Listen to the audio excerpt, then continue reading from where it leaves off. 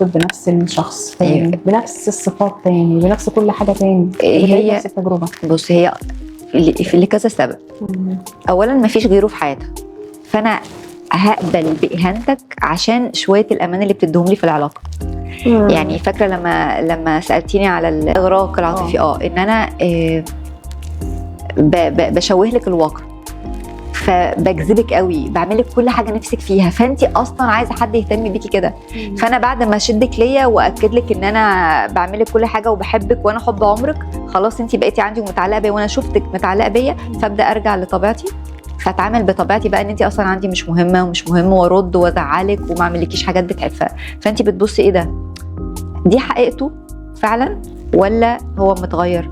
في بنات بقى بتقول ايه، انا اكيد انا اللي عصبته، اكيد هو جاي من الشغل متضايق فمش عارف ايه، اكيد في سبب. لا، هي دي الحقيقه بس انت مش شايفاها. في بنات بتخاف تشوف الحقيقه. ليه بقى؟